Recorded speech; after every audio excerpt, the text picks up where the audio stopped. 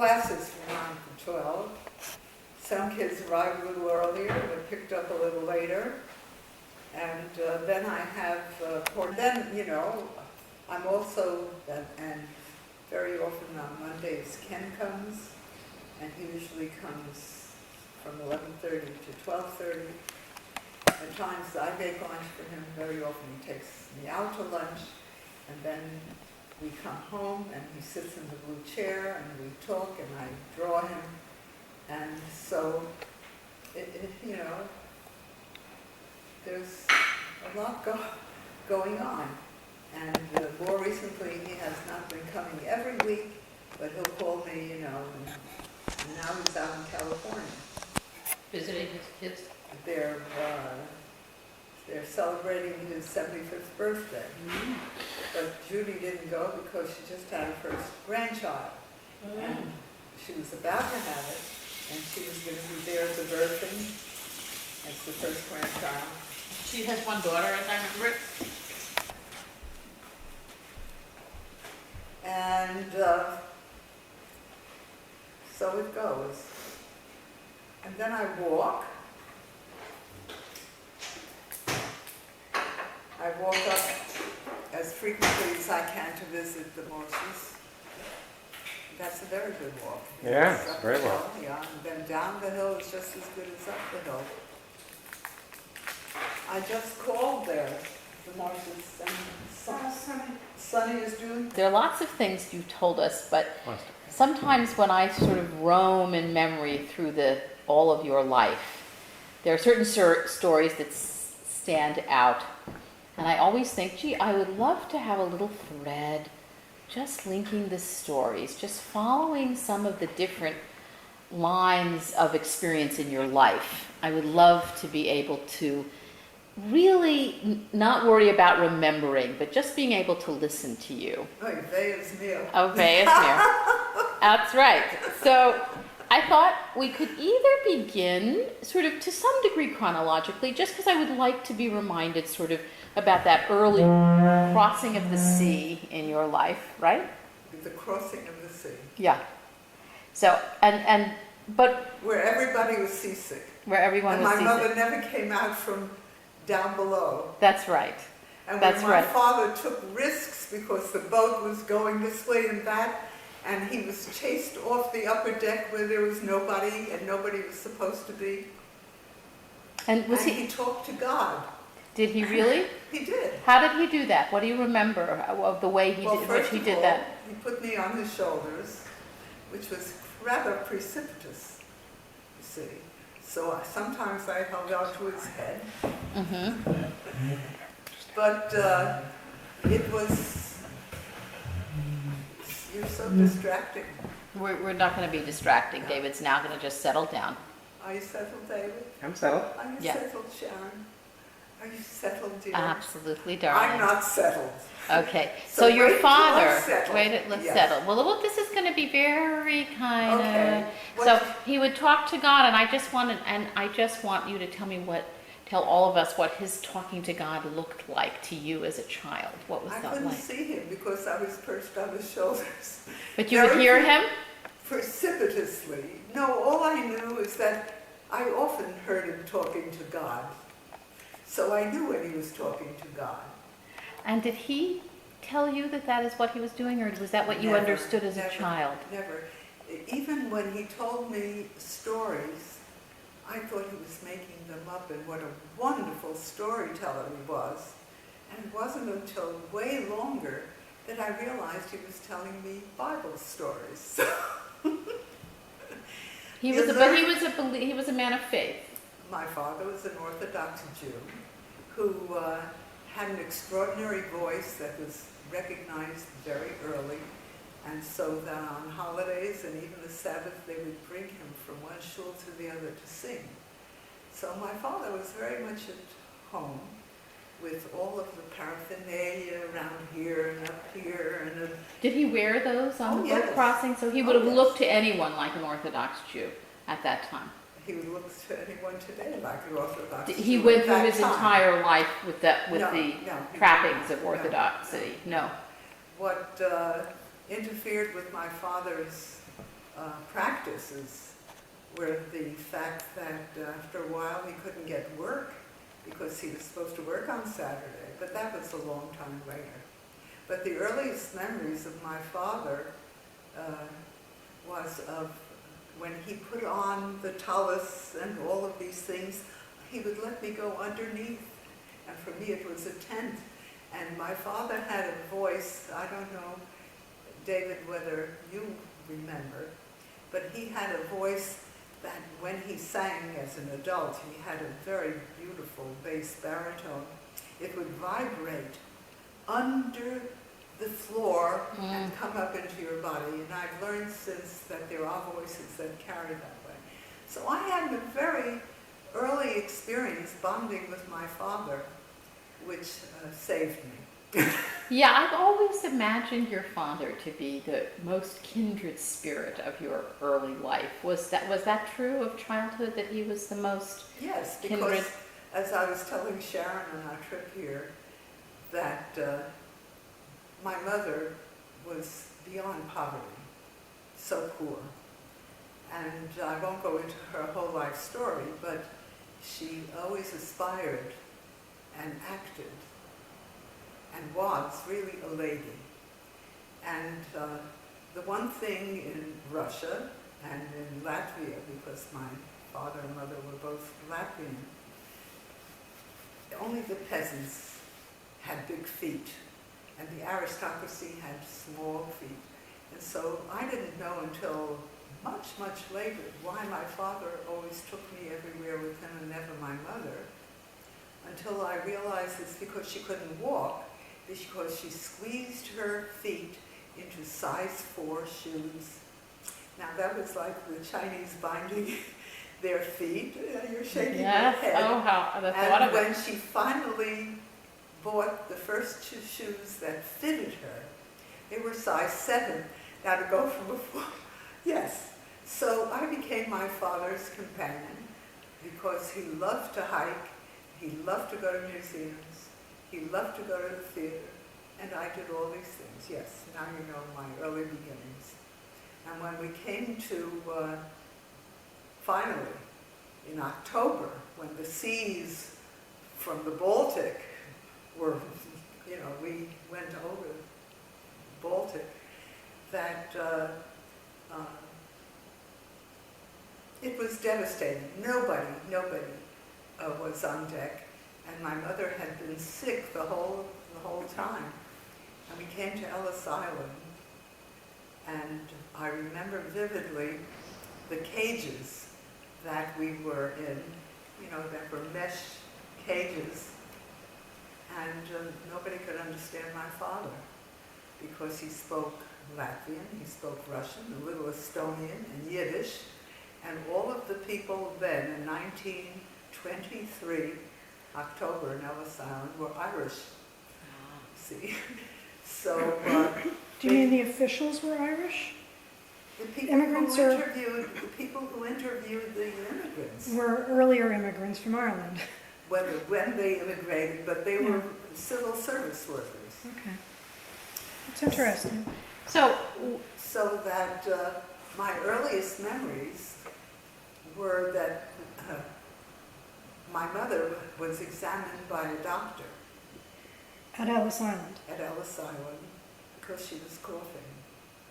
And the doctor told her, he gave her something to suppress the cough because he felt that if she were at all sick, that we wouldn't be able to get it. So from the very beginning, there were several incidents that made it very iffy that we would come here. do you remember being frightened? No, to me it was all a theater. I didn't know what was going on, but I could see, but I remember this. This is what being a visual artist has given me, that whenever something like this is asked of me, I see pictures.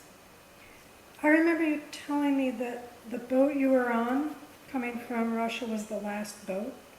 It was not the last boat coming it was the last time that we could have gotten out being Jews from Latvia. Because of the quotas? The quotas, right. on top of the fact that nobody in my father's family, nobody, wanted us here because my father, as a youth, was a rascal. He today would have been called a juvenile delinquent because he would go to the market and steal fruit. You mean none of your family who was already in the States That's wanted him right. to join them? That's right. He was the only one not here. Many of them had been here for many years and owned houses and property. They felt that and his mother was sent for. Now, this was a typical family of those years where Orthodox man would have a wife and have children, and then the wife would die in childbirth. And so he would remarry and have more children. And it happened with my father's family that the father married 3 times. And his last wife was my father's mother. And they didn't send for her until way, way later, you know. And they wouldn't send for my father until, and the mother had all these stepchildren, and she never had a permanent place to live. She would live maybe 1 month at a time in one of the children's or stepchildren's houses. Excuse me. This is a wonderful drink. So, to get back to those early years, I never understood the relationship that my father's extended family, half-brothers, sisters, had to my mother, because I could see that they had little regard for her. So no one sponsored you when you first... Finally, his birth brother, an older brother, sponsored him, who was a property owner, and that was in Brooklyn, and they found a little hovel apartment for us, and I'll never forget that apartment because it was dark and it had a bathroom out in the hall, and it didn't have windows facing front, it had windows on it. It was like hell. Mm-hmm. You must have really been so struck by sort of all the things you had to adjust to at once. There were so many. You're asking whether I was struck by. What was it like? Let me rephrase it. What was it like to come to a place where you didn't know the language, you didn't know many people, you had only your parents to guide you, and they were lost in a way themselves? You know, my mother had nursed me until I was 3 years old, so that I was a very difficult child. I know that. I cried easily, I was frustrated easily, and could cry copiously. And I remember long years of crying copiously until my mother couldn't stand it and would say in Yiddish, "Du pischst schon weiter mit die Augen, you're peeing with your eyes again." And that would only make me cry more. And then I would stop crying, I had no tears left, and I would think to myself, that was a good cry. So I don't know what I was born with that brought me little adventures in every way.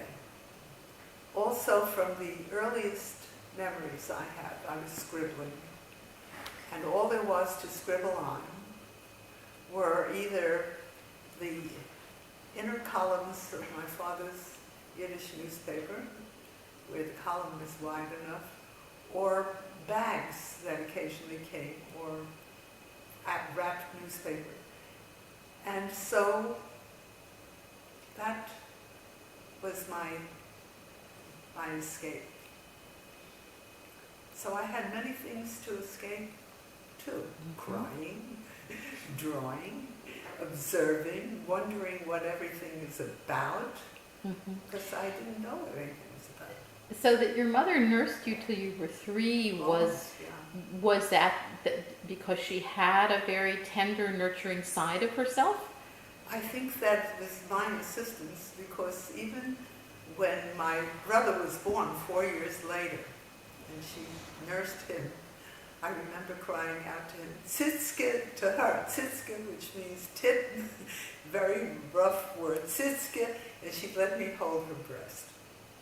But what I'm asking you is, Yeah. was there a tender and nurturing side to your mom? There must have been, or I would have died. Yeah. No, Because I you mean, always, my sense of your description of her is as if someone who was sort of always in a struggle with herself about something. No, my mother was always in the struggle with me. With you. That's right, because I was very temperamental, because she didn't understand me, because she had had no nurture. Her mother died when she was 6, I think, and she became at a very early age. She had a brother and a younger sister, an older brother and younger sister. She became the housewife, and then at 11 she was sent to the mills to work. So my mother it was a miracle. Yeah. My mother was one of those miracles of survival. And then, what I learned much later, that made me understand my mother. It takes a long time to understand your parents and to even have compassion, was that my father was after her sexually from the time he knew her. He was not a birth relative, but an uncle through marriage. Mm-hmm. And he used to hide and wait for her to pass and grab her. And it wasn't until my brother died and I got some of his papers that I realized that she had been pregnant before marriage with an older brother who died on the way to the hospital. It was a big snow, and they were walking to the hospital, and she delivered in the snow, and he died, and that she wasn't even married to my father when I was conceived. So you can imagine Orthodox families. It took me a long time to understand why they never seemed to, they all held her in disdain. Not very auspicious beginning, but look what it brought about, a fighter. Absolutely. A life force. So so you were 3 when you came over Yeah. to this country, I and was then 3 on September 22nd, and that was October. and so obviously you didn't go to school immediately. Oh, hardly. There was no Right. school for 3 years. I know. So No, I didn't speak English, and I was called, when we finally moved from that hovel, because my father was very talented, and he was able to go from Latvia to Russia because he was an extraordinary upholsterer. And upholsterers like my father in those days knew how to do tufting and working with antiques and so forth. So that he got work. It was before the Depression, and we moved very quickly first into an apartment where my brother was born, which I remember distinctly. He was 4. And then we moved into a house that had 2 stories, and we had a sun porch, which became my sleeping porch. And his mother, who was still traveling from one child and stepchild to another, my grandmother, who was very orthodox and wore a sheitel, a wig, came to live with us for a month. And she would occupy the bed on the sun porch where I slept, and she was a heavy woman, and so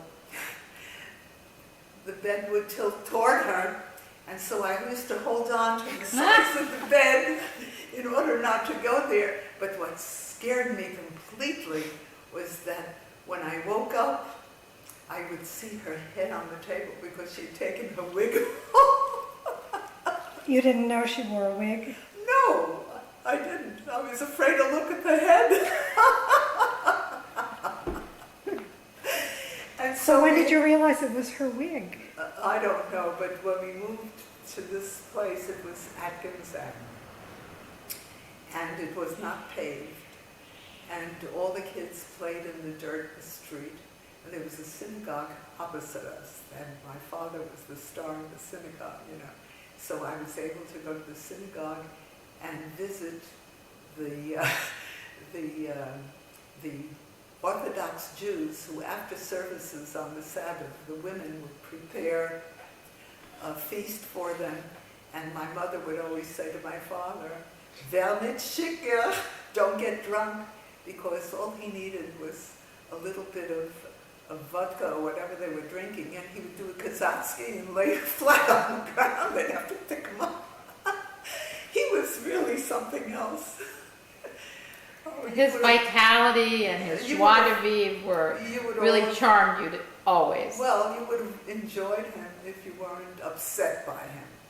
And David was old enough to have known him, but I don't think you remember him. Only vague screen memories. Yeah. Screen memories? Screen, right. Screen memories. So that on Atkins Avenue, I didn't understand the children, and they didn't understand me. And I was called a Maki, and a Maki meant, a Maki was the worst thing you could call an immigrant. Mm-hmm. A Maki. But not only do they call me a Maki, I was the king of the the king of the Makis, with the exception of one girl who was a little bit older than me, who was interested, and she, I don't know how, but everybody knew already that I was drawing, that I had talent. And I don't know how I was able to communicate to her that my problem was with drawing hair, because my mother was very curly haired, and that's another thing, that my mother was not accepted among the Jewish population because she had carrot red hair, very kinky, and she had on her right side, because that's where she had what is called a lapa. A lapa is a bear's claw. She had a birthmark which covered this part of her forehead that had fuzz on it and was colored.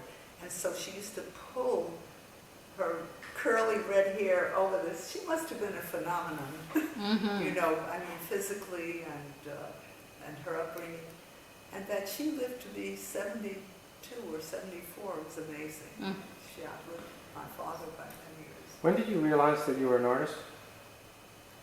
My earliest memories. Uh-huh.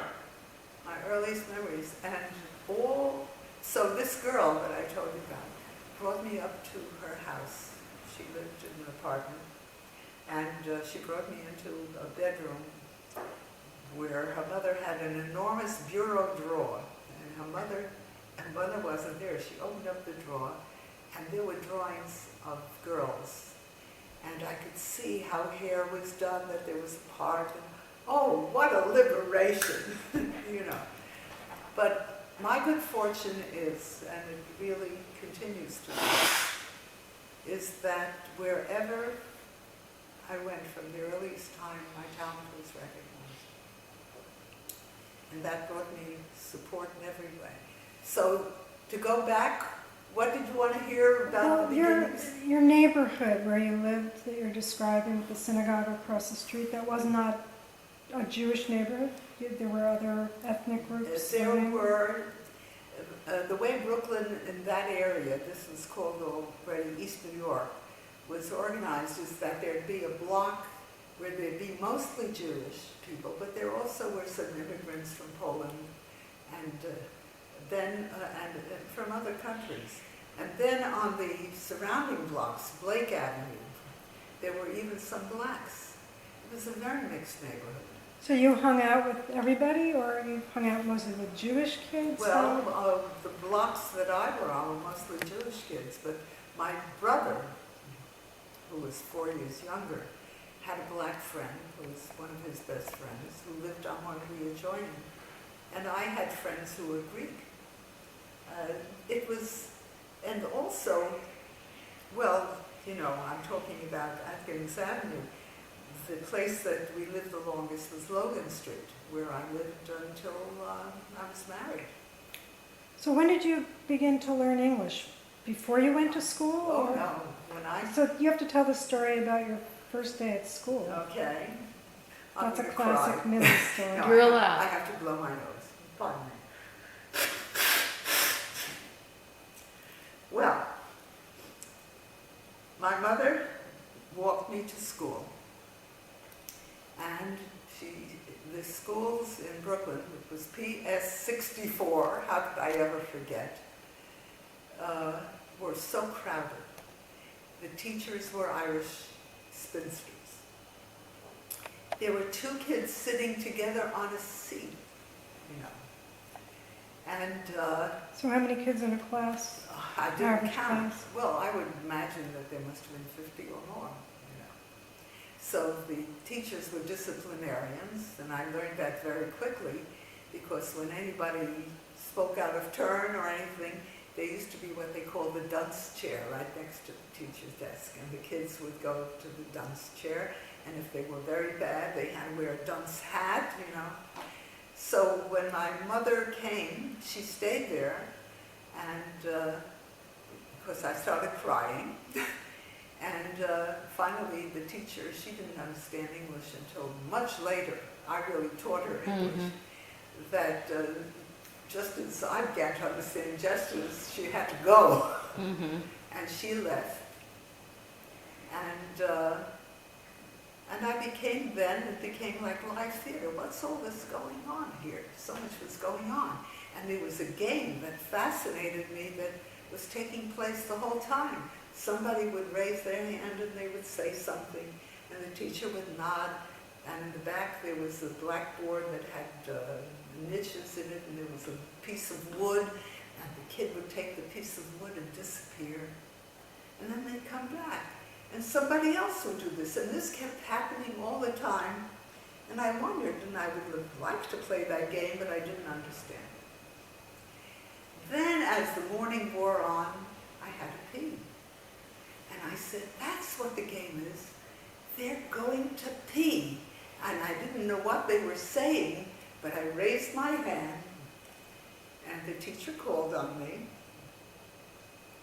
Never knowing my name or anything, he called on me. And I stood up and I said, "Ich muss gehen pissen." And the class exploded.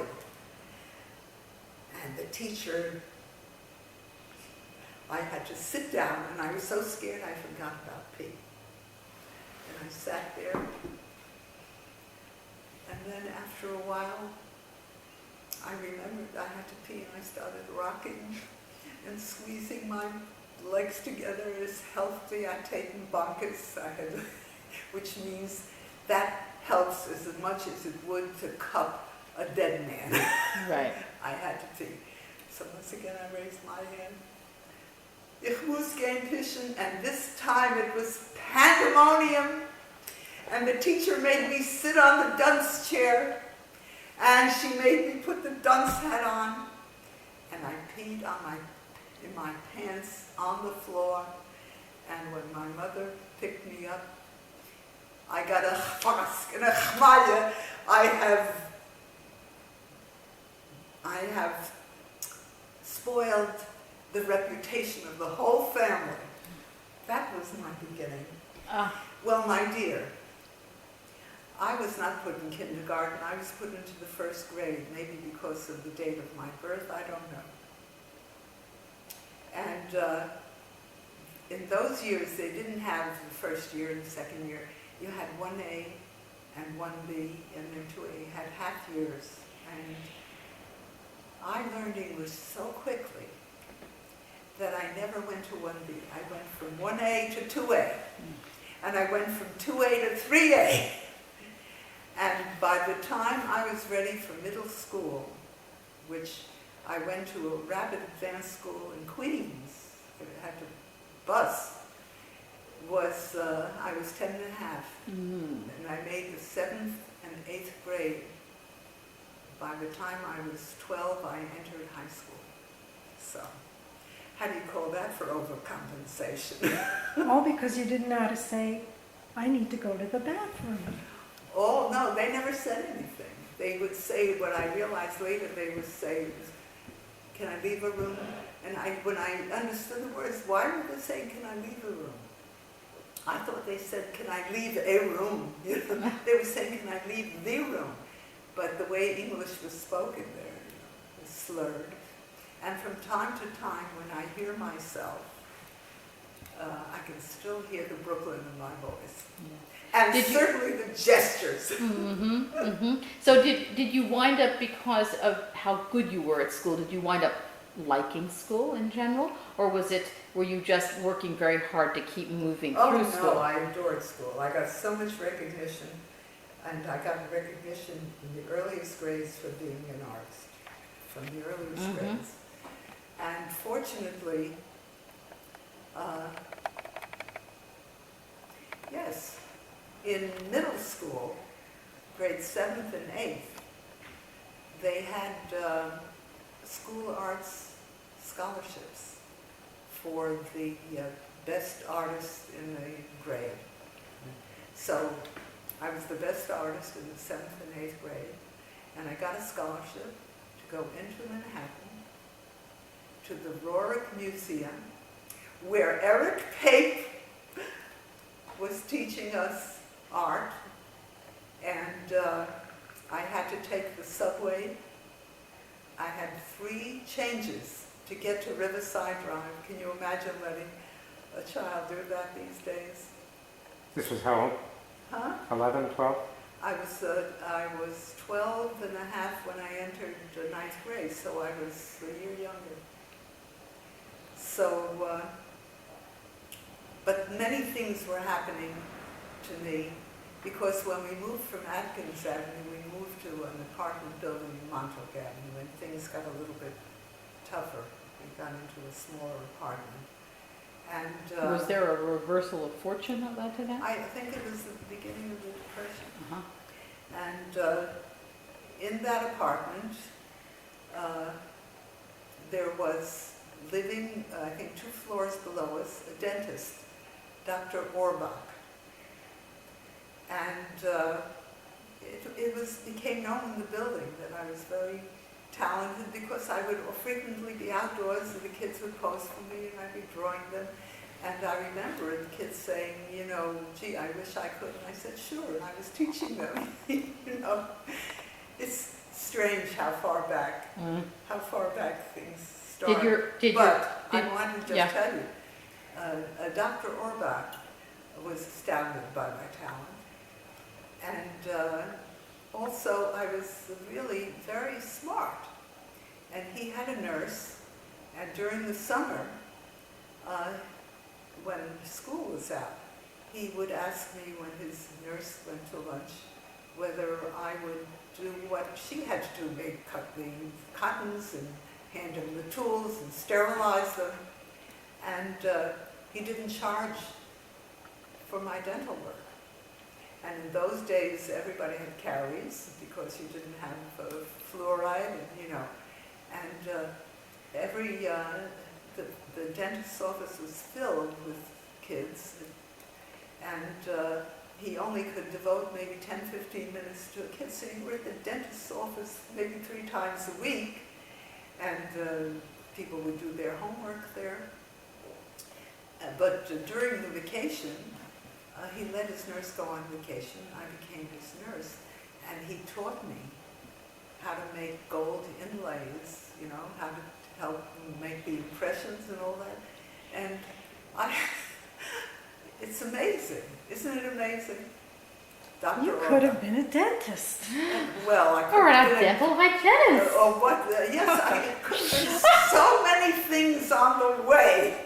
So did your parents did you feel from them, what were their expectations of what your life would be or should be? Who knows what they're... They never... just wanted me to be a good girl, please. But my father recognized my talent. He did. And he took me to museums, you know. He really did. And I remember the first consciousness I had of a woman painter was Rosa Bonheur's big painting at the Met, which is there now. It used to be over a staircase, of the horses. And that a woman would do that enormous a painting with those beautiful horses. Because by this time also, I had become aware of artists and artists. And there used to be, well, this, I'm mixing up my stories and my dates. So, Mom, when you were a senior, when you were to be graduated from high school, what was the plan? Well, my father did upholstery when I was supposed to, before I graduated from high school. First place, there has to be luck always, and I always had luck. The high school principal was a known poet, Elias Lieberman. And I had always written poetry. My father had written poetry all his life, too. And as a matter of fact, I have a medal that I got before I was age 9 in elementary school. I got not the gold medal when there was a 6th grader who got the gold medal. But I was age 9, I forget which grade that was. Then I got the silver medal for writing a poem about Mother's Day. Do you want to hear the poem? Do you know what events on Sunday? Well, I'll tell you, it's Mother's Day. And I want you all to work very hard to buy your mother at least a card. We must honor our mother, so we could honor our mother on Mother's Day. So I got the silver medal when I was not quite 9. Your mother must have been beside No, herself. now listen to this. I come running home. Mama, Mama! My mother comes to the window. Mama, I got the silver medal! And I run upstairs and I never want you to hear you praising yourself. Let other people praise you. It's not nice to praise yourself. You're looking with astonishment. I know the story. You know the story. Aren't you still astonished what I have surmounted? Well, why do you think I'm sitting here after a quintuple bypass, after a herniated navel, after a broken coccyx, after... Now you know, you're all smiling and laughing, but I have learned, and you know it, from the earliest beginning. I do not take myself seriously. I have seen and gone through too much, and so I can laugh at myself, but I know how to make people laugh. Look, you're all smiling, laughing. So, Mom, what happened as it got time to graduate high school? Okay. By that time, first of all, the biggest luck for me when I was 12 and a half and entered high school, I was so ignorant, is that there was a girl there who was an immigrant from Estonia. Her name was Abby Stark. And she came from a very educated and cultured family.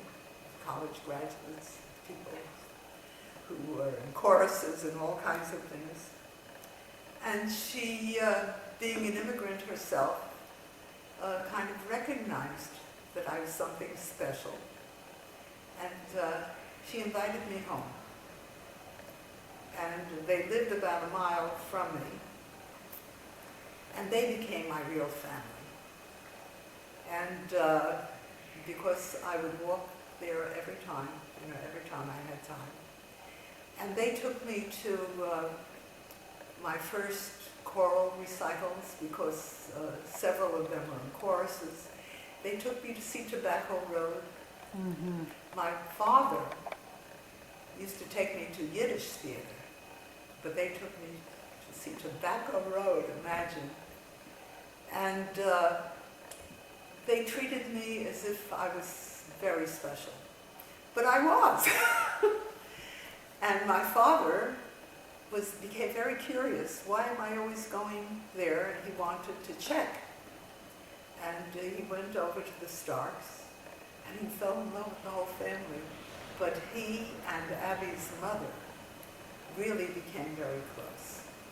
And so he felt very secure and didn't bother. And I spent really more time there, and they became my substitute family. And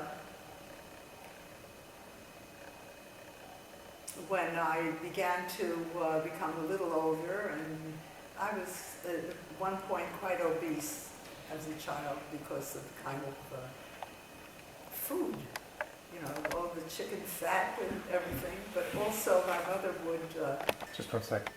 Here you go. Okay. well, Sharon, you're going to have to teach me how to use that. It's easy. No, well, if it's that easy, I want to learn to use it. So you were getting to the end of high school. In high school,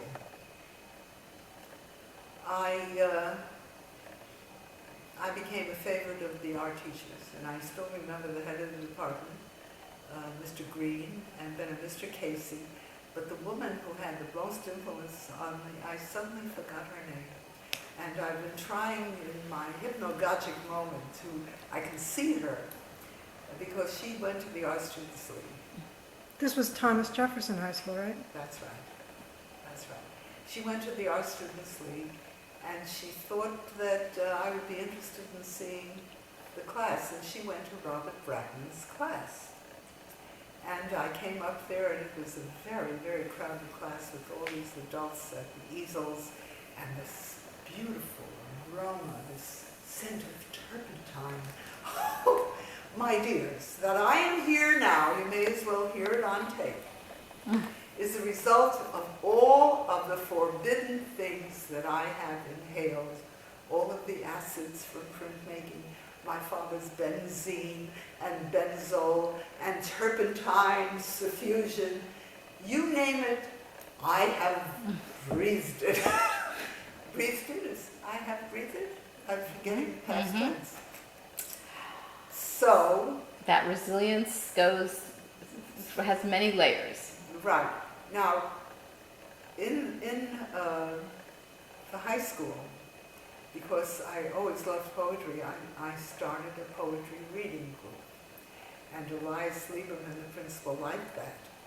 And I asked him, because he had friends who were then-known poets, whether he would invite poets to come to read to us, and we would read our poetry to them.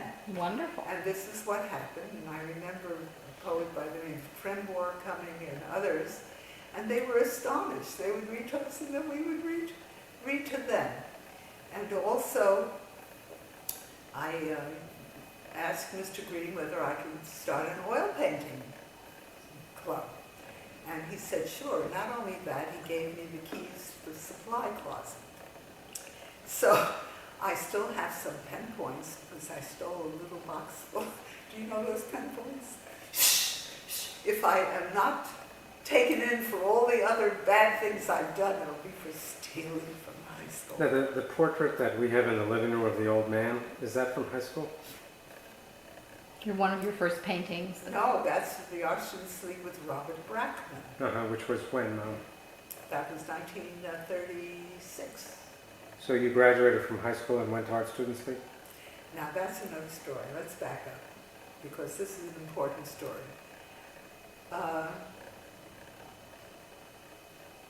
think it was either in middle school, probably in high school, the rodeo came to town, and the World Telegram had a contest. They would allow the best artist to come and do drawings at the rodeo, and the best drawing every day would be printed in the World Telegram.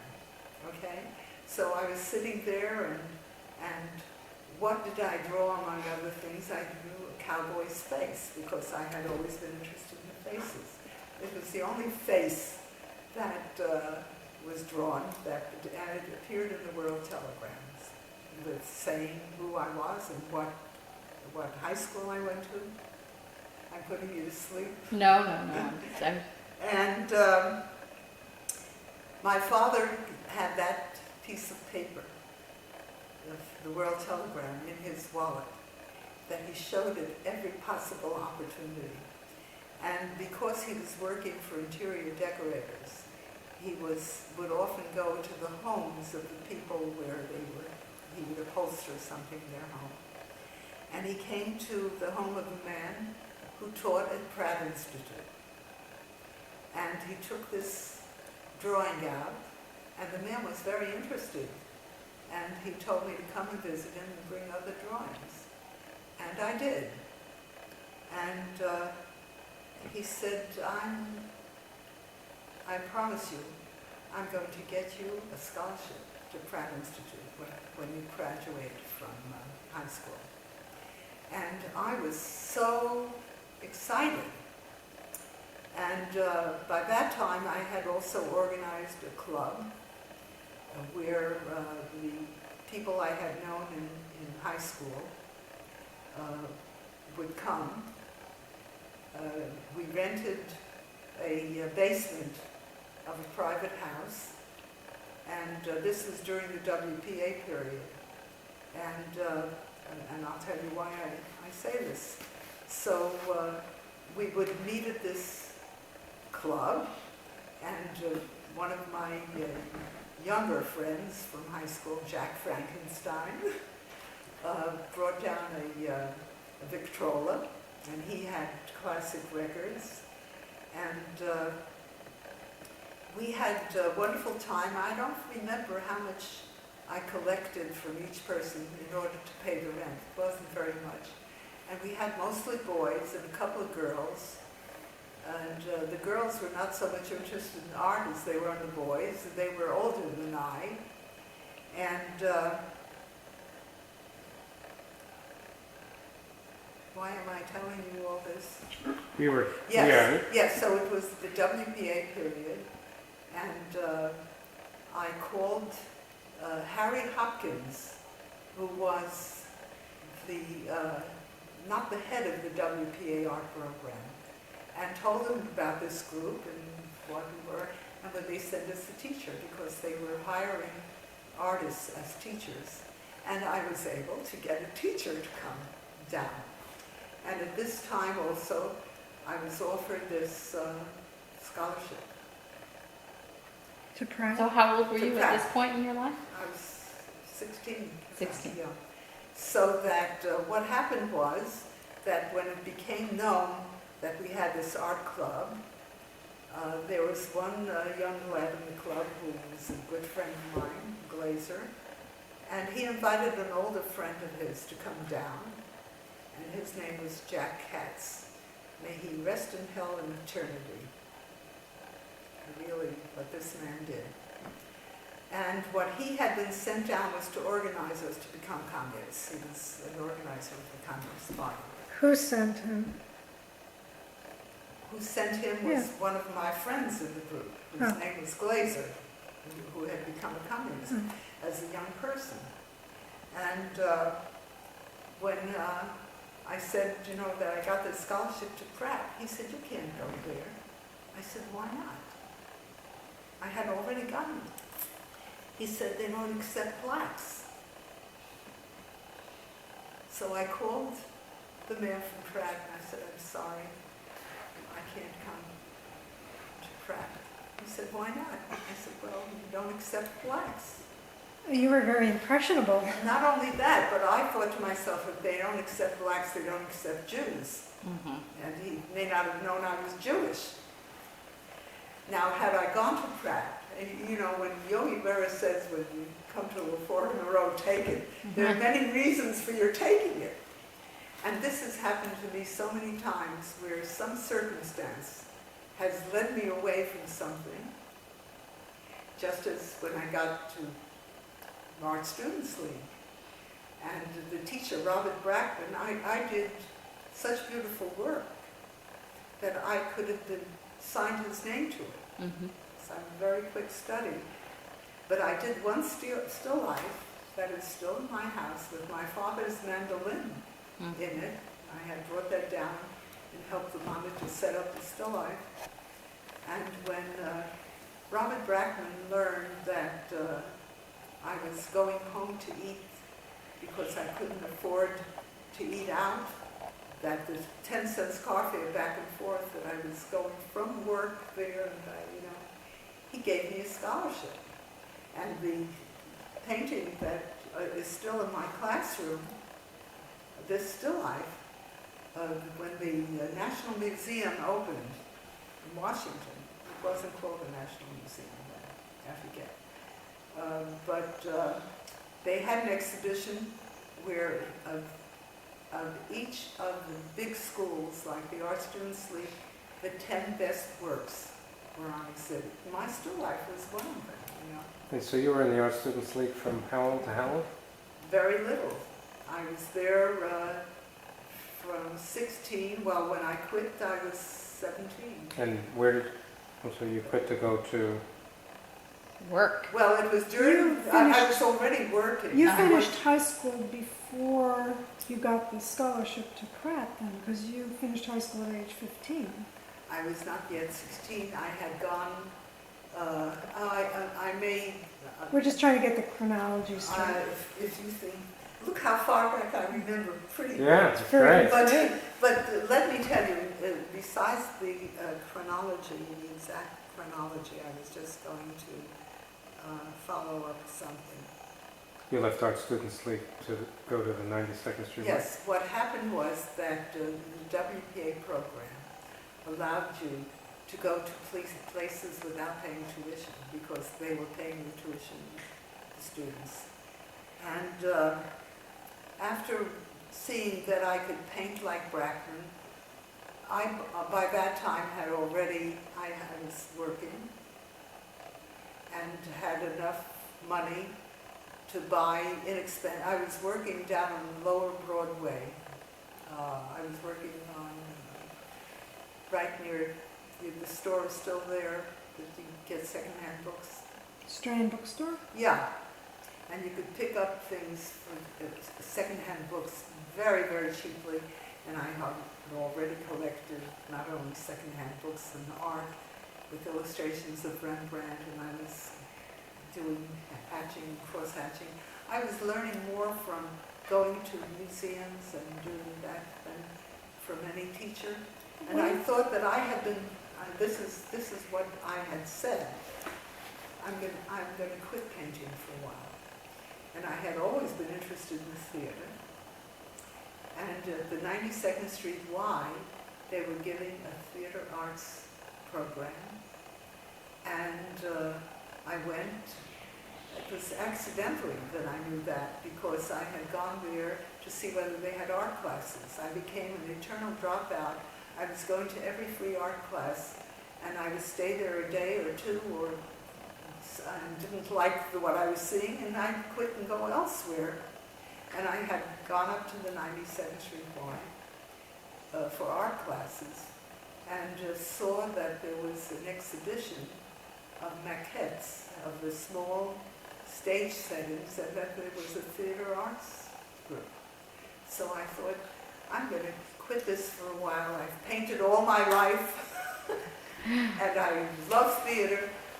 And so I went up and went into this big room, and everybody looked at me, and they were all in their 30s, they were all older people, and there was cloth everywhere, and there was hammering. And I asked to talk to the teacher, and Moy Solitarov. Oh, that's where I thought you, that's right.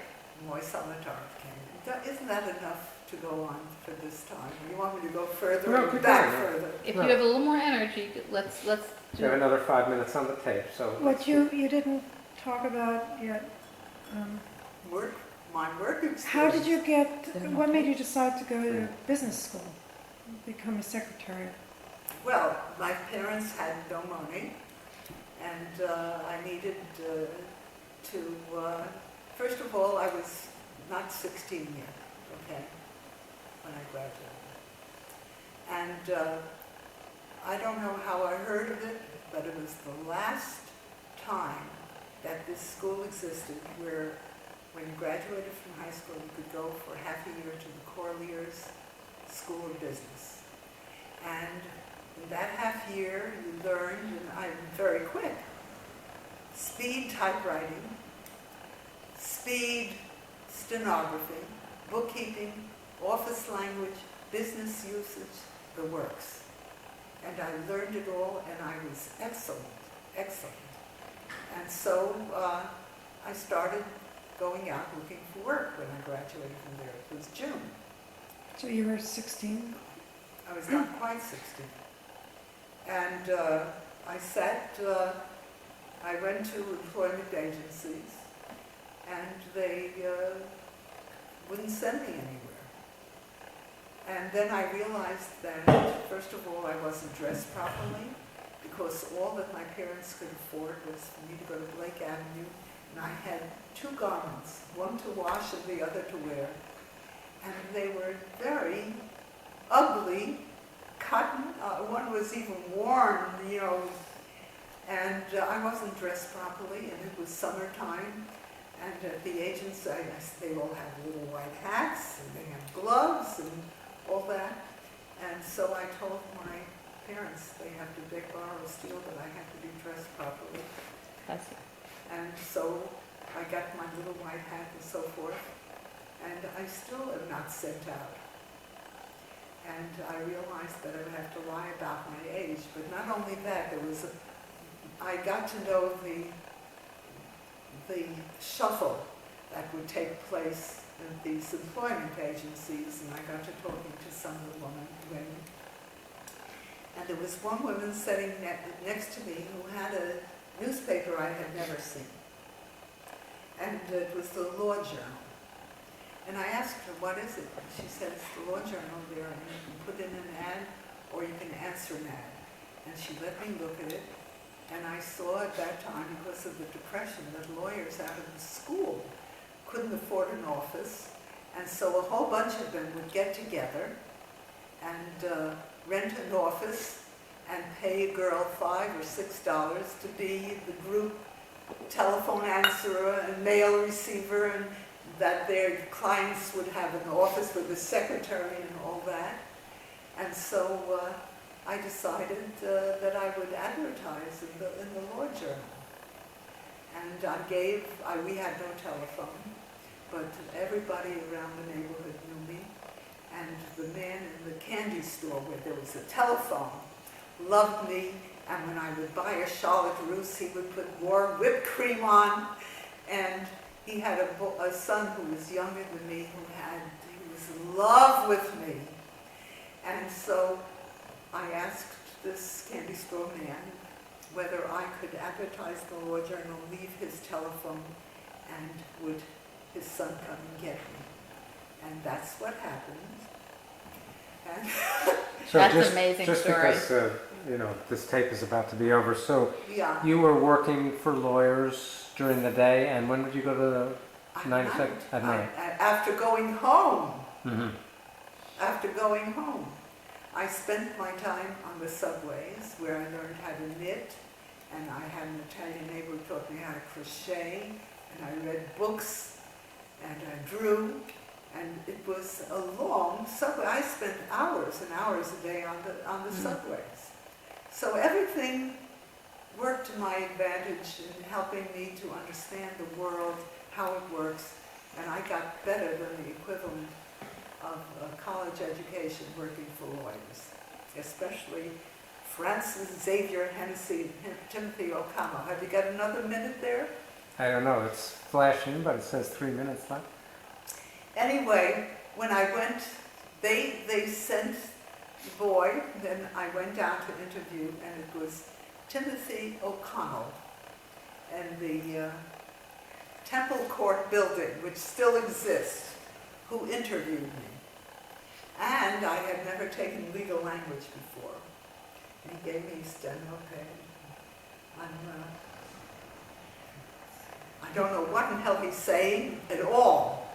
And then he gives me legal size paper that I had never seen before. And I'm translating. Whereas the party of the first part has hereunto, I didn't understand what in hell I was translating, but I was doing it fast. And I gave it to him. There wasn't a single paragraph. It was all that. And he laughed, and he said, well, you don't know how to paragraph. He said, but you'll learn. And he hired me for $8 a week. Woohoo! You know, that was money. Do you know I gave money home from that? Amazing.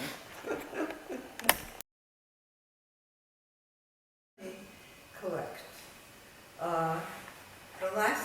I had come into the room and saw all of this activity, and he sat down to talk to me. And what did I say last? You can't. You had not yet told us how it was that he interviewed you. Okay. All right. Now, it's perfectly all right then that we can proceed. Is the light okay? Everything is fine, and you're on candid camera. Right now? Yes. All right, now that I'm on candid camera, you can see what an alpha woman I am, and therefore, why everybody who knows me at times has great problems. Because I've had so many experiences from which I learned that even in being interviewed, I'm already directing the interviewers.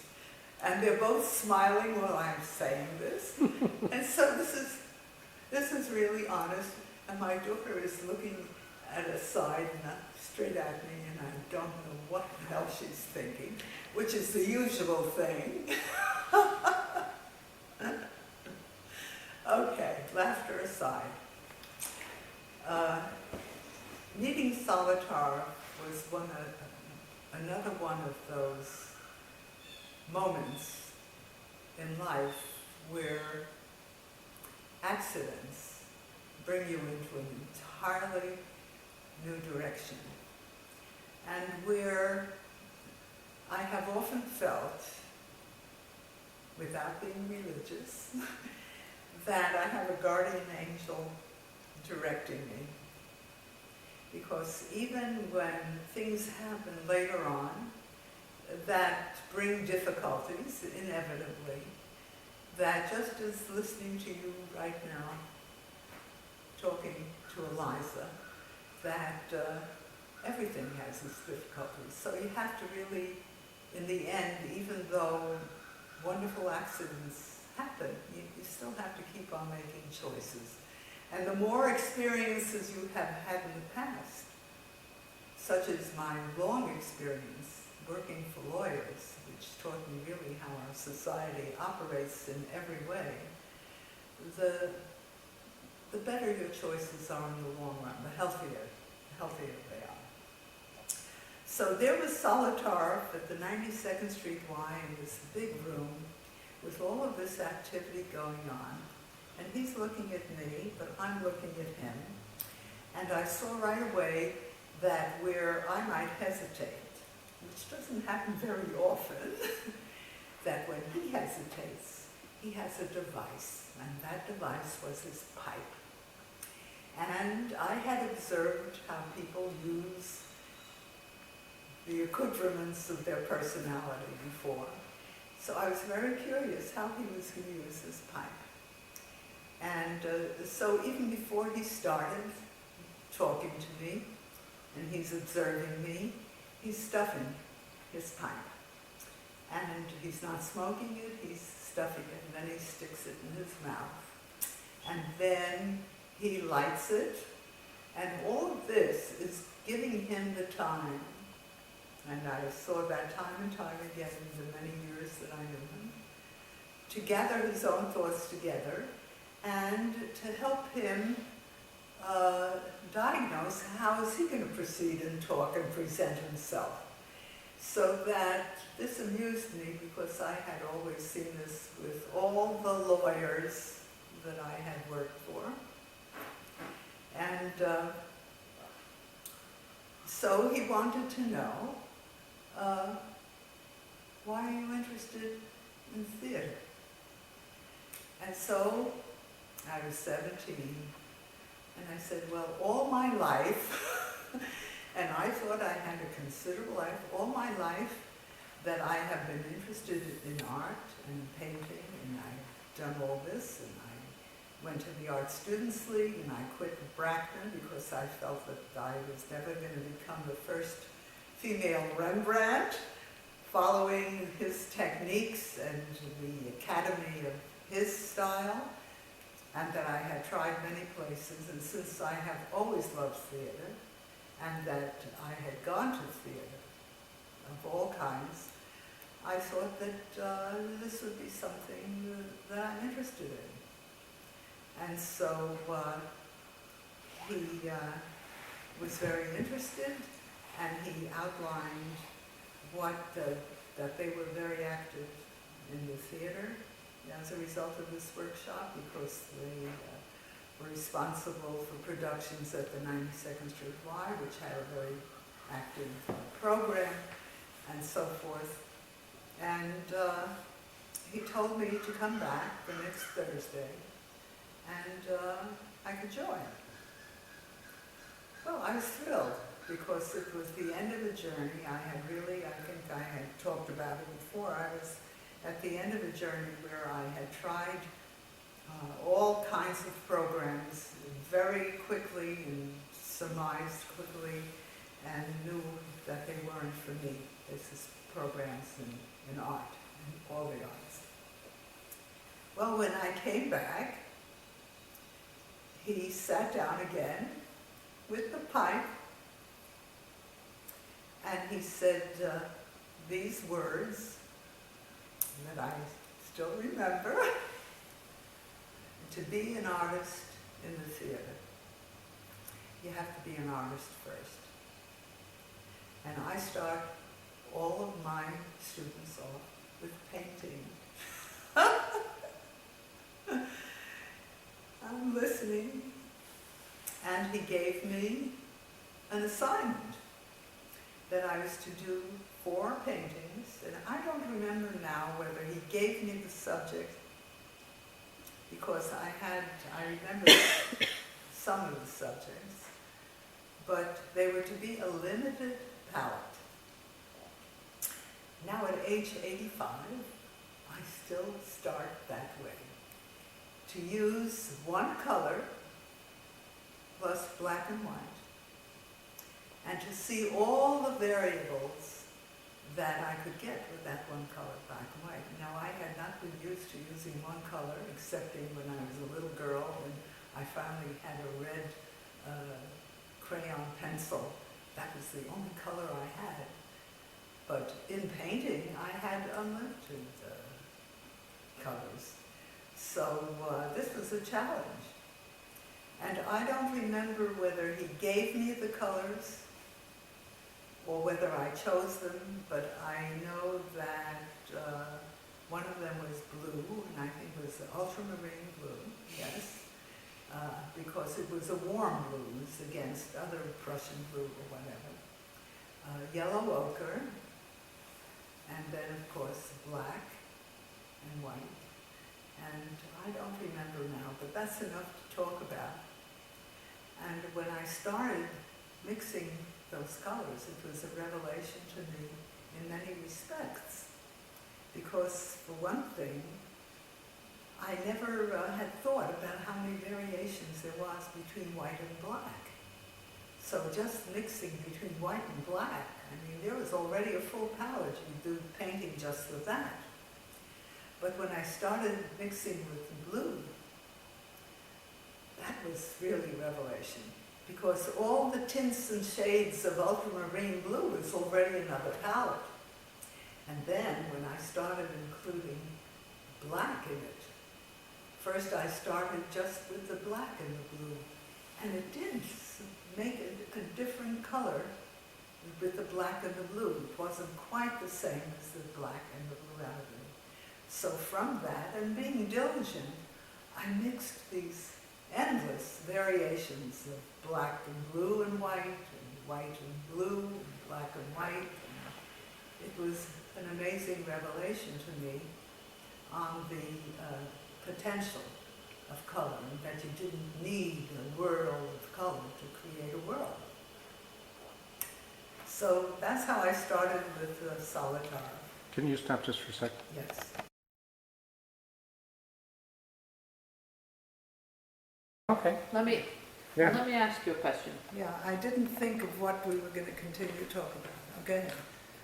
Okay, so should we take time to change channels? Are you from Winnie's to home? You have to do like so. Right. Are we changing channels? Okay, we're changing channels. All right. And the question to you is, Yes. what was Solitaroff's real legacy to you? What did you take from that experience with him that you kept and that you remember and sort of reference in your own thinking if you ever think about him? Well, that's a complicated question because he's in my life every day. First of all, every time that I go up to the bedroom or anywhere from the upstairs vestibule, I have the portrait I did of him when I signed myself M. Stangen. And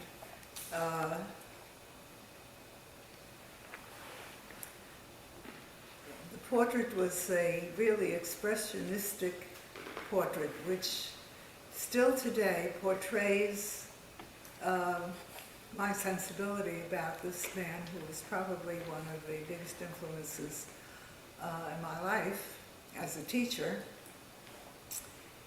and as a man, because he was a very macho man.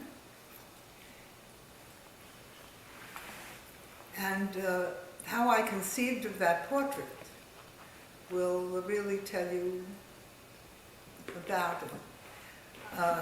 He was really an intellectual of the first order with an enormous experience going back to Paris, where he worked with Diaghilev and the Ballet Russe as an assistant to the main stage designer.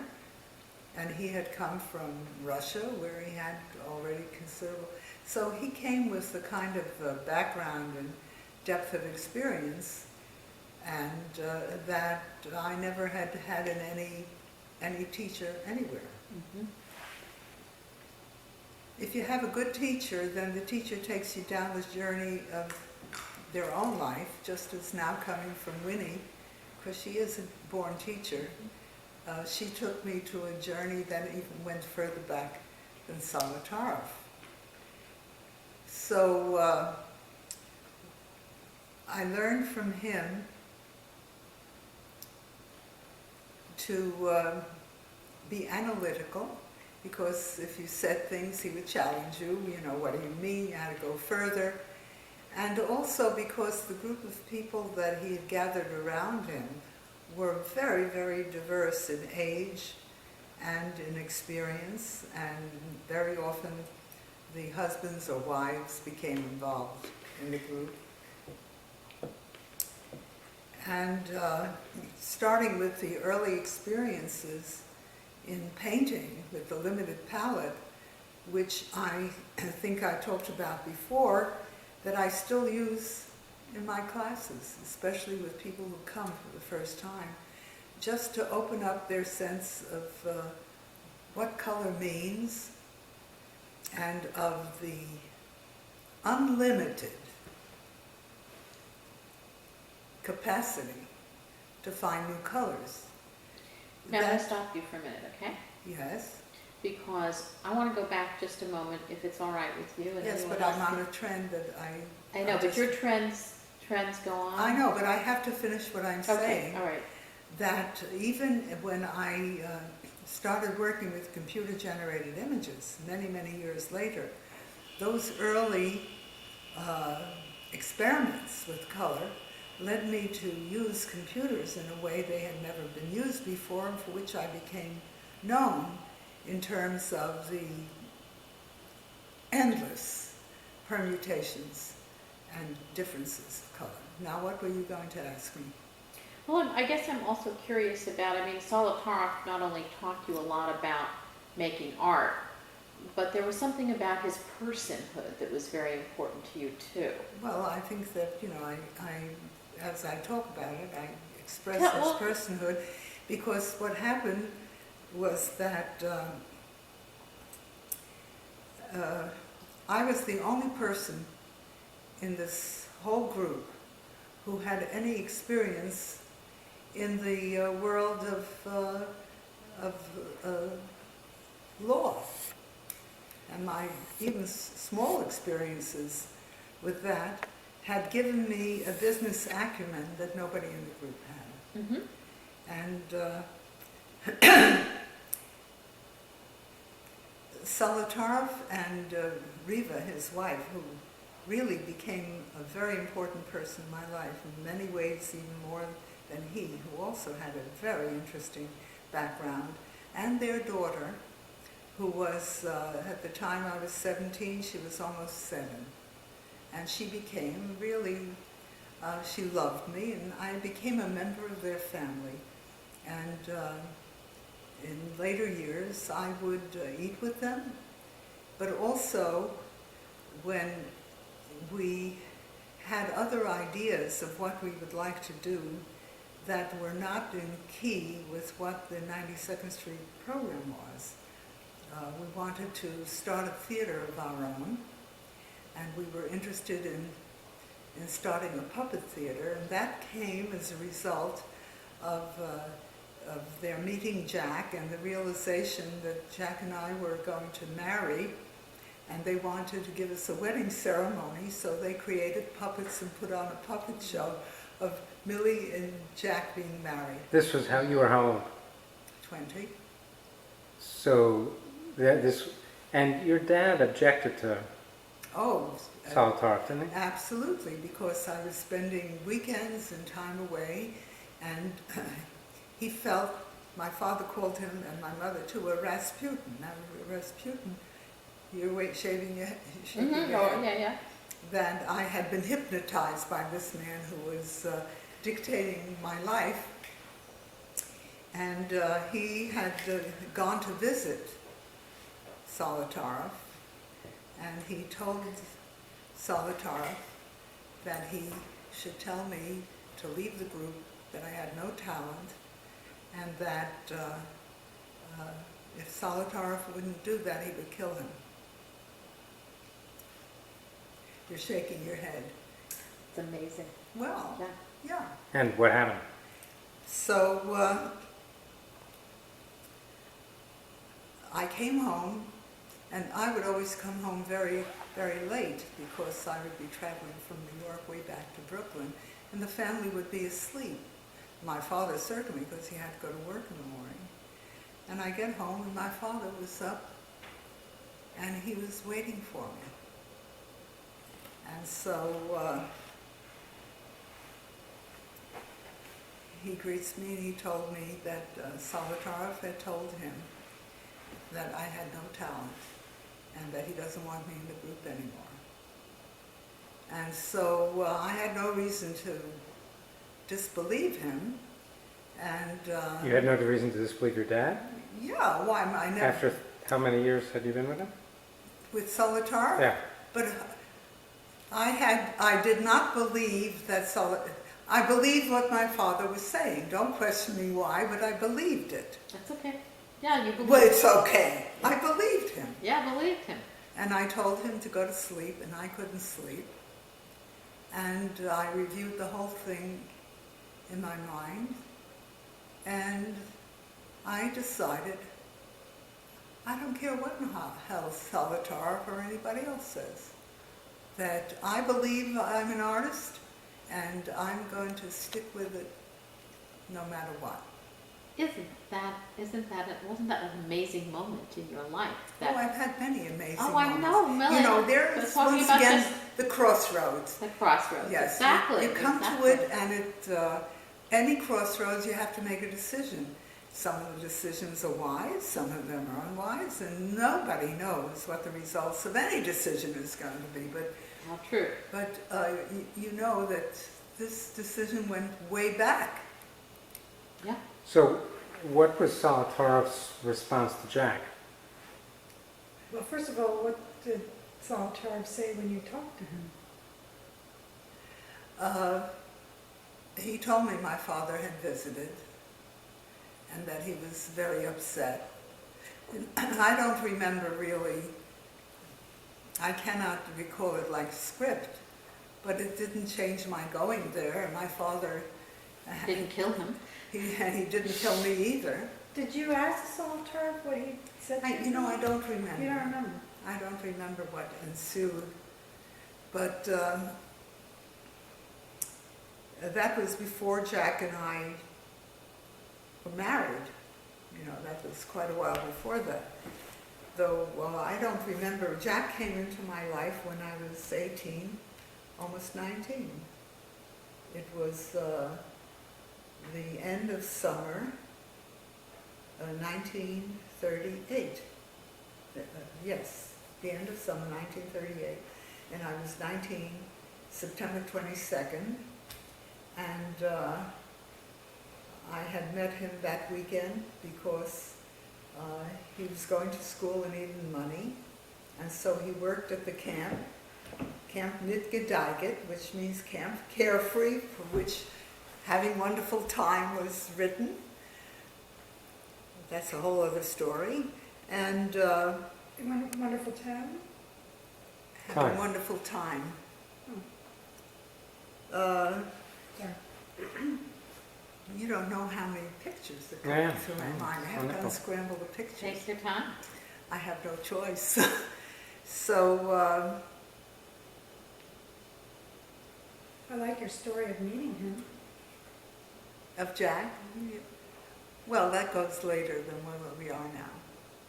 But that is a nice story because at that camp, that weekend, that was Camp Beacon, which is now part of DIA and this whole artist colony, which it was not then. This is some years later you're talking about. No. This was 1938. It wasn't that many years. I thought it was Camp Nitgedeiget. Yeah, Camp Nitgedeiget, Yeah, which not means, Camp yes, but then it became Camp Beacon. There was a gorgeous sunset. This was overlooking the Hudson, and there was a dance for the American Legion Brigade veterans who were there. Some of them had been injured. There was a dance to raise money to help them. These were the ones who went to Spain? That's right, Mhm. yes. And so I had by then a whole group of friends, including one fellow that I was really in love with, and we were to all go to the dance together, and we were everybody was just amazed. It's like I'm looking out here, and you see this vast, beautiful sunset, just like a painting, you know. And we're all looking at the sunset, and I see on a rise, a rocky rise to my right, there's a man all by himself, completely engrossed in the sunset, and I'm looking at this handsome man, and I looked at those lips, and I said, that guy is a good kisser. I'm looking for a Kleenex. So I walked up these rocks, and he didn't even see me coming. And I said, hi, and he's all startled. And he looks at me. I said, hi, what's your name? He said, my name is Jack, and he looks at me. He says, what's yours? And he said, Millie, and we started talking, and he then said, are you going to the dance tonight? Are you going with somebody? I said, no. And I never went to the dance.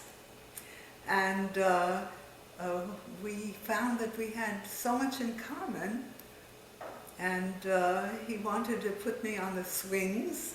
They had swings, and he was swinging me. And then we went down to a little waterfall. We were all by ourselves. Everybody was at the dance. And there at the waterfall, there was a pond, and we didn't have sex. I was a virgin. I don't know if you realize I was a virgin. You were It awfully was old Jack, to be it a was virgin. Jack who deflowered me later, much later. And we had but we kissed, and he was a good kisser. He was a good kisser. But not the best kissers. I had known better kissers. But anyway, I really liked this guy. It was a brief weekend. And then we went our ways, but he wanted to see me. And we were going to go to, what is that place where the concerts took place then, way out? I'll remember it another time, that people went to from everywhere. So, you see, that makes you want to kiss. It's a kissing story. So, I still love kissing. I love kissing. So lovely. And do you know one man still kisses me on the lips? Ken? Ray Mutter. Rainwater. Every time he sees me, he kisses me on the lips. My internist, who's 10 years younger and still handsome. Really nice. All these diversions will portray for my grandchildren the very peculiar grandmother they have, which is okay. It gives them permission to be who they are. God damn it, be yourselves. With them, you do not have to worry. No, I know. I don't. And I don't worry because they're fabulous. So, So did Dad participate in the Solitaire stuff at all? yes, that's much later. Much later. Because Jack and I saw each other, and we would meet in front of the 42nd Street Library, the right-hand lion when you're looking at the library, the left-hand paw, because he lived way in the Bronx, and I lived way in Brooklyn, plus 11 blocks walk, and he was so damn poor that we used to go Dutch treat to the Apollo Theater where we saw foreign films, and they were 25 cents each. And then we would go to the Automat where he would order something that cost 10 cents. It was all Dutch treat. Now, was he still in City College? No, he was by then going to the New York School of Social Work, but I don't know if he dropped out and was a investigator for the Department of Welfare. I can't put the two dates together. But eventually, I think he went back to the School of Social Work. And he got involved with another woman from whom he learned everything that was then beneficial to me. Because he had been a virgin. Imagine at his age still being a virgin. Nice European Jewish boy. In any event, I stopped seeing him altogether. And I was involved with other fellows. And had a crush on some, but nobody that I ever intended to marry. I still was firm and resolved that I would never, never marry a mere man, or a mere woman for that. Never have to have responsibility for somebody else, and certainly never have children, because then how could I be an artist, say? I am still an artist, and how I did all that, but I never dreamt that other things would occupy so much of my time. Okay, so going back to Solitarov, they made this puppet show for our wedding. Which was when? Our wedding was in 1941, and we were going to be married much earlier, but my folks were still Orthodox, even though, not the way they used to be. And Jack was much kinder to my parents than I. When we decided to get married, it was as a result of having seen each other again quite frequently, because in May of that year, it was a beautiful spring. I was lying on the floor of the house I shared with my parents, the living room floor on the carpet, with my belly to the floor, reading a book. That was the way I used to like to read. And suddenly, I hear a phrase out of T.S. Eliot's Wasteland, like, here I am, a man in dry month, something, waiting for rain. And I suddenly said to myself, it's springtime and I'm not in love. How can that be? And then suddenly I say to myself, whatever happened to that nice guy, Jack? So, what did I do? Like I do now, extemporaneously. I got out a piece of paper and wrote him a letter. And I said, here I am in the spring and I'm lying on the floor reading a book and writing this letter because I'm suddenly thinking of you and wondering whatever happened.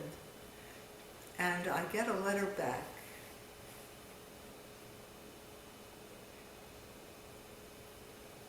Well, I have to go back further. After that first concert at Lewiston Stadium, that's where it was, I get a letter from Jack that was so ardent, so in love with me, and I just recently found that letter, Wow. that it scared me. Mm-hmm. And I said, I'm not ready for this kind of relationship. And so we saw each other, but I didn't encourage him to think that I was the woman for him. Mm-hmm. You know, he was 5 years older than me, and so potentially, you know, for him, it was a good time.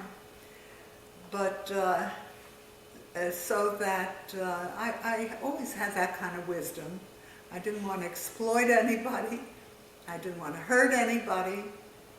And so, in the meantime, life went on.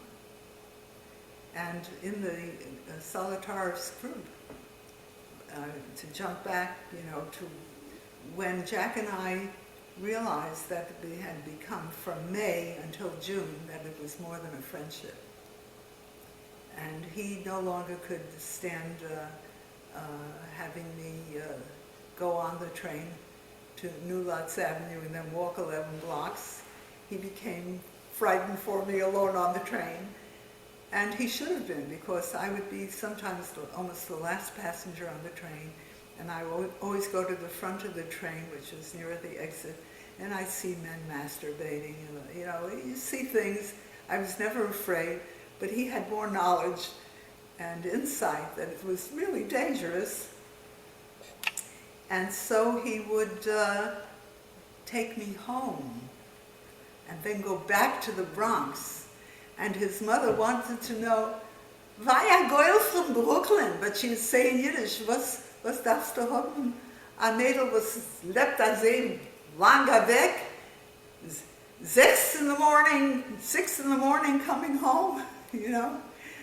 And indeed, we realized that we not only shared common values and beliefs, but one day we were walking past a store on Fifth Avenue. I think it was, I forget if it was Lord & Taylor's, some store that had a display of furniture.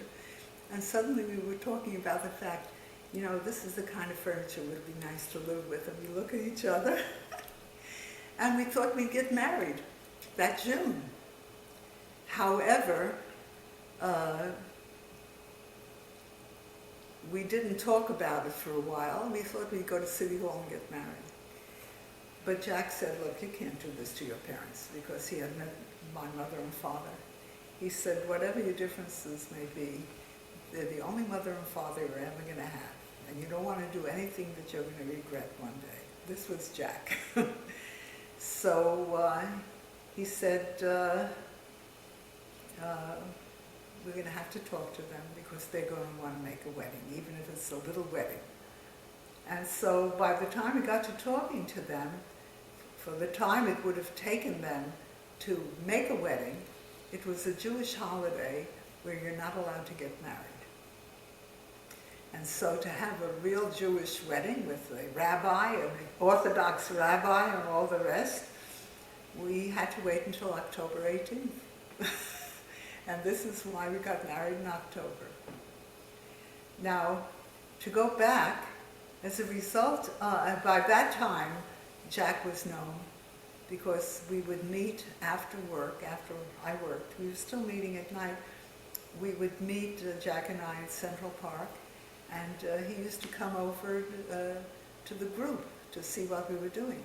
By that time, I had persuaded the group that we should leave the 92nd Street Y. And there were enough members in the group that if we each contributed a certain amount of money, we could pay Solitarov the same salary he was getting from the WPA. I think it was $45 a week. And so Solitarov thought it was a good idea too, and that we would meet at his house. And he had one of those railroad apartments on the west side, 90-something street. I think it was 93rd. And so that's what happened. The whole group moved there. And because of the puppet show, and Solitarov had been an artist in the theater, and it was by that time Hitler and all the rest, we eventually decided that we would create a puppet theater. And so by this time I was living with Jack, a married couple, in his mother's house, and she had given us the living room. No, she had given us her bedroom. This is the apartment that we used to go to? Yeah. She had given us her bedroom, and she had had a bedroom for herself, which she had rented to a boarder, and I was working. And we said we'd pay the rent, and that she would use the bedroom, and we would have the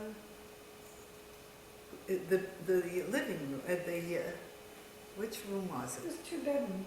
Yeah, we would have the big bedroom, and my father made a bed for us, and and Now, what was Dad doing at this time? Was he still in school? Dad at that time, Because didn't he go back to on the GI Bill? oh, he got his degree before he went back. This is 41 though, so it's already wartime. Pearl Harbor Yeah, was a but he year hadn't away. been involved yet. He was Yeah. 1A. He was supposed to be drafted, and we knew that when he got married, that we wanted to be married, and so the war effort was going on, and so as a result of the puppetry and all that, we decided to have the group a theater of social commentary. And so Alfred Kuzel, a younger lad in the group, a couple of years younger, who was madly in love with me, who was a wonderful, smart, talented boy, he and I were collaborating together to make the, what do you call it, when you have a trial proof of something? Maquettes.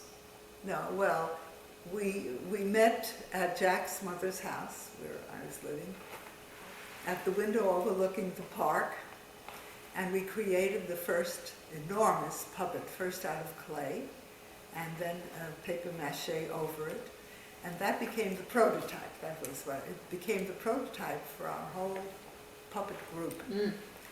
And everybody agreed that this was a wonderful prototype. It was kind of a, I'm losing words now. Cubist. It was Cubist expressionist. It's the puppets you have in the studio? That's right, that has to.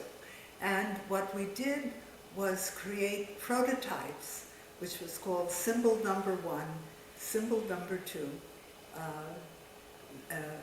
lovers, 2 lovers, a prototype for a professor, a prototype for a fascist, a prototype for a worker, and those still hang. In those boxes. But we also created prototypes for different kinds of crowd puppets, all with paper, huge, because they were rod puppets. So if we had a proscenium of 5 feet something, the puppets were above that.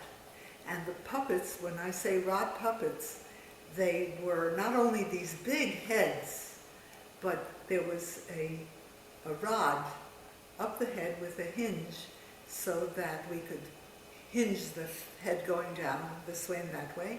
And then there were these enormous rods that were flat rods, not round rods, that hit the floor. So we had, but the rods went under our arms. So if you can imagine, under the proscenium, the rods were there, and we were able to control the hands by rods by having them in our thumb and forefinger and this. So when I do this is how we control the rods, you see. So we could make the heads flutter, we could make things, and then when we had the rod under thing, we could make it move back and forth. And they had enormous sweep. But then in addition to that, we had prototypical crowns that would also be on a rod, and they would be on a level like this, a whole bunch of happy, of angry, and of every characteristic. And those puppets, unfortunately, when the group fell apart, the group did not fall apart. Solitarov had chronic bronchitis, and the doctor told him he could no longer live in this area. And so that the best thing for him would be to go to California. And he had no way to go. He didn't have the money. And I was the only person who had money. And so I gave him money. Ostensibly, he said he would borrow it, but I never expected that he would have the money to give me back. And I gave him the money to travel with his family to California, and members of the group went to California. And I was the one who didn't go. Okay? So... Now this, you... And you were the one who didn't go. Yes. And you were saying something when you say that. Can you go? Just Well, say yes, a little more about that? That's it. Yes, because I had committed myself to Jack, and I didn't want to go to California. Now you got married in September of 41, Right, and Pearl Harbor was December of 41? right, So all of this happened during that period of time? right. And how soon after was Dad? Oh, not for a while, because he had a number, Yeah. He had a number, and his younger brother was already in England. Mm-hmm. Morris. That's right. And Eddie? Eddie had been married, Uh-huh. and he had a child, and so he was not at that point eligible. Mm-hmm. So, where were we? Well, no, this is... Solitarov and the group broke up, so they went to California. They went to California, and we all became, well, before he went to California, we gave puppet plays to raise funds for war bonds. And we had auction of works, which we contributed, and we were very committed, to social. We were socially committed people. Mm-hmm. Now, were you still working with lawyers? Yeah. And then when did Dad get drafted? Oh, he didn't get drafted until 1943. Oh, He didn't get drafted. That's a very important story. right. I still was involved with the group and things like that, and I would come home quite late, very late. And Jack would already be in bed, and his mother at first didn't know what in the hell kind of marriage this was, especially since the first week we were there, she found, Jack had told me, Millie, I have no more socks. I said, why? What happened to your socks? He said, they're all dirty. I said, you expect me to wash your socks? I said, okay, if you'll wash mine, I'll wash yours. He didn't say another word, and his mother found him for the first time in the bathroom sink doing his laundry. So you could imagine this Jewish mother. However, she had known about Solitarov because there was a radical Yiddish theater called the Artef, and he and Benno Schneider had organized it, and he was the stage designer for the Artef. And it was a communist Jewish theater of social commentary, and when when the whole thing started with Stalin and what he was doing, and also the collaboration between, Russia and Germany and all that, he left. He not only left, but he was He who? Solitarov. Solitarov quit any kind of association with communism, because the whole idea of dictatorship of the proletariat wasn't the proletariat anymore, it was Stalin. Right. And so we had also a division in the group, because there were people in the group who were Stalinists. And so not only did part of the group go to California, but part of the group disintegrated back and forth. I didn't realize that you and Dad were married for 2 years while you were still involved with Solitarov. I thought it was a shorter... No, well, Solitarov had already left, and Oh. I was, this was, even after Solitarov left, Jack was not in war yet. Yeah. But as I still was involved somehow that I would come back late, because one night I came back and Jack was still up, so I got into bed, and you're going to have to forgive me if my dates are jumbled No, it's here. great, This Mom. is not an accurate history. But on the night table, next to the bed, there was a Phi Beta Kappa newspaper, and Jack had graduated 1939 from City College as Phi Beta Kappa. And so I was looking at this newsletter, and it had an article requesting people who had been in Phi Beta Kappa to apply to a language program where they needed people who could learn Japanese as quickly as possible, because the Japanese were interned and they didn't have Japanese translators, and it was important that they be able to hear things and to read things and so forth. And so when Jack came to bed, I said, Jack, look at this article. And he read it. He said, it's too late. They already were here in New York a week ago. So I said, I'm sure that they're interviewing other places. Look further. He said, well, it was, I think, in a day or two, they were going to be interviewing people to Washington. I said, Jack, go to Washington. I said, imagine in this war, if instead of being sent right away to the front lines here or there, that you have a year and almost a year and a half, and to study Japanese, and you already know so many languages. It's natural. So Jack went to Washington, and when he went to Washington, he told the man at the desk where he was going, and he told them where to go in, and Jack went in, and all of his qualifications were fine, and then the doctor examined him, and he said, you can't go, you have a heart murmur. Did you know that? No, I wonder if he has the same mitral valve prolapse that I do. Well, look, you see how important everything is? Sure. He had a heart murmur. Mm-hmm. And so Jack was kind of crestfallen, and he accepted it, and he's walking out, and the man who had directed him said, wait a minute, aren't you one of those Japanese Beatles? He said, yes. He said, but they discovered I have a heart murmur. And he writes a note, and he says, you go back and say that you're accepted, tell them that you're accepted into the program. So he was accepted into the program. And I was not going to be a camp follower. I go to Boulder, Colorado? Never, never. So there was some kind of orientation in New York, and then I went on the train with him, on the subway to, I forget where, to say goodbye, and went home. And he said that, he'd get in touch with me, and we would write to each other, and so forth. And What were you working for at the time? I'm trying to remember, and I don't remember. Anyway, a week or so passes, and I'm depressed. And I'm never depressed. I said, what's wrong with me? I'm depressed. I said, for God's sake, you're missing Jack. Of course you're missing Jack. Why did you marry him to begin with? Because you love him. You need him.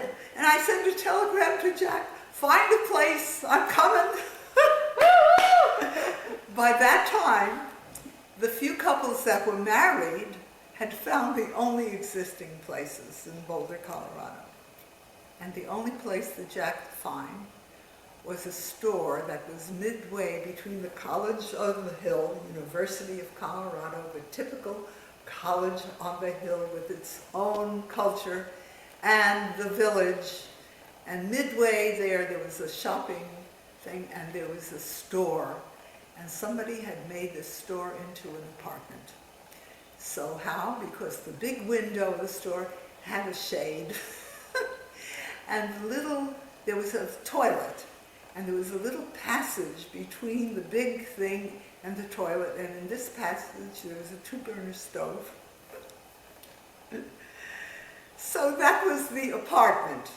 We had no car. And so we walked. And we walked, and we walked, and we walked, because this was midway between the house, and down there. Oh, this was such an adventure. Now, going to Colorado,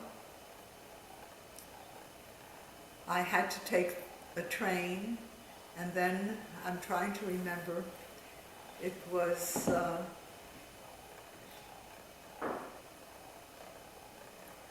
somehow, I don't remember whether I took the train at 9 and arrived at 5, I don't remember. But you had a stopover in Chicago. And while in Chicago, to wait for the train that would take me to Denver, then I would take a train to Boulder, I had enough time to go to the Chicago Museum. So I went to the Chicago Museum, and I couldn't take any paintings with me to hang on the wall. And I bought a lot of picture postcards, and I thought I'd put those on the wall until I could paint some paintings to put on the wall. So I came to Chicago I came to Boulder, and I think that we sent a trunk over with things, and we lived in that store. I think, you want to hear more? Well, we have about maybe 5 more minutes, so All right, why don't we so just finish it? I could go backwards, I could go No, forwards. keep going forwards. This is great. So you're Yeah. in Boulder. Well, I thought you moved then in Boulder. Didn't you live on a... oh yes, Yeah. oh yes. So in Boulder,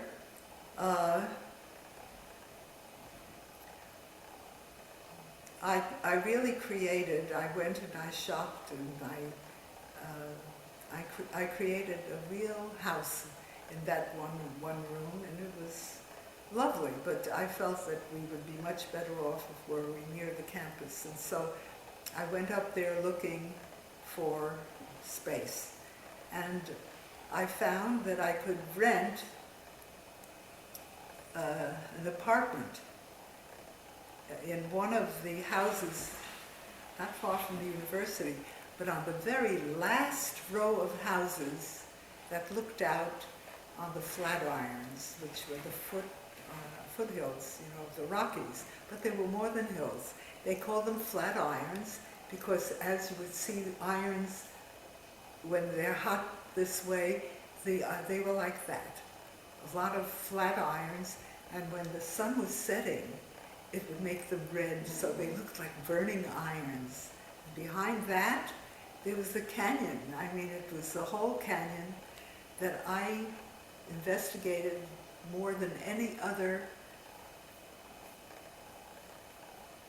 Boulder wife, certainly, because I learned to ride horseback, and I used to ride in the canyons, So,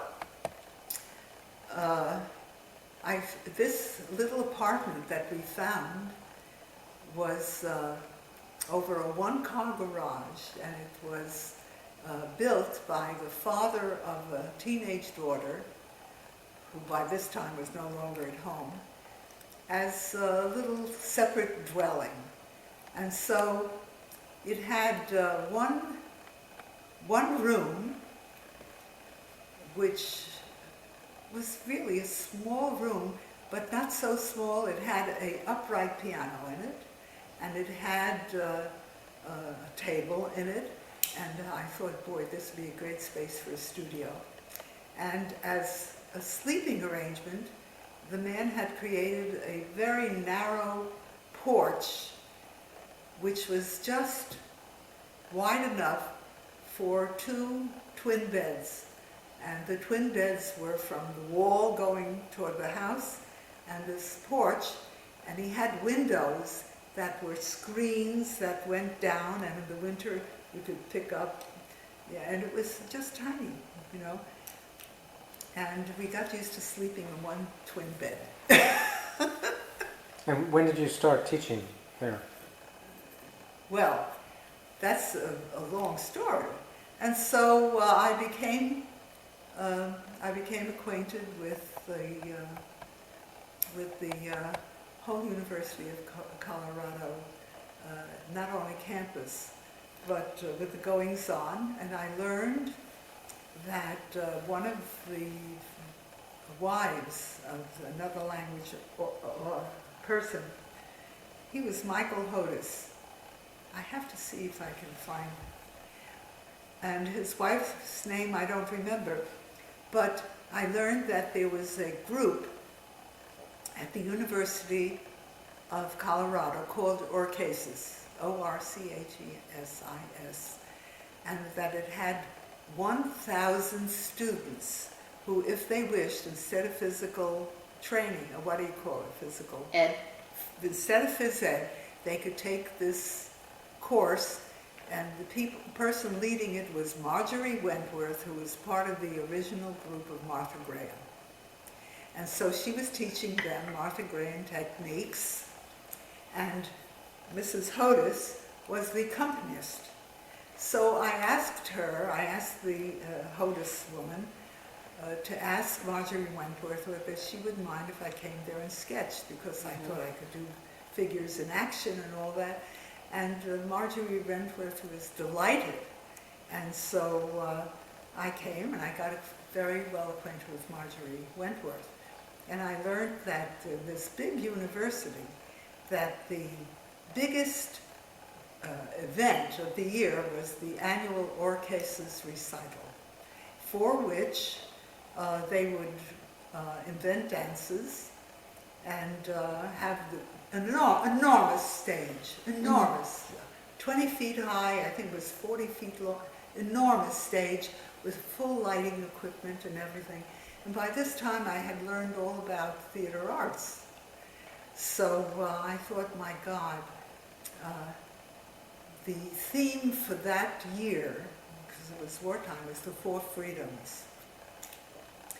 And they had one theme that was the freedom of religion. And so Marjorie Wentworth said she knows all the moves for the Christian religion, but she doesn't know the moves for the Hebrews. And she knew I was Jewish. So would I help her in the choreography for this? So of course. So, and not only that, I said, how about if I do your staging? He said, we don't have the money for it. We have a $25 budget. I said, $25, I could do it. So, because I immediately thought, you don't need really staging, all I needed was backdrops. And so, for $25, I went to the lumber yard, and I told them what I was doing for it. I wanted a special price, and I bought rolls and rolls of the roofing paper, you know, that pink paper, 4 feet wide, and I rolled them out on the floor of the auditorium and pasted them together with that brown tape, you know, and I painted these backdrops for it, and designed the lighting and everything. And it was the most extraordinary concert that they ever gave. And it was written up in the papers. Somewhere I have newspaper articles that describe my exhibition there and things like that. You were having fun. Oh, fun! Everything that I had ever learned everywhere came together, and also my love of theater and my love of dance, and because I used to go to, it used to be a theater called the Davenport Theater, where as teenagers you could go and not pay any money, and Davenport was an old hack who would come on with a black cape and to introduce the theater. And he had people there from all over the country who wanted to come to the New York area, so that people down below, this was a very small theater, would pay 25 cents. But if you sat up in the balcony, they passed a hat, you know. So I knew all kinds of theater, the theater my father had taken me to, and that the Abby Stark's family had taken me to. And, you know, I really already had a lot of accumulated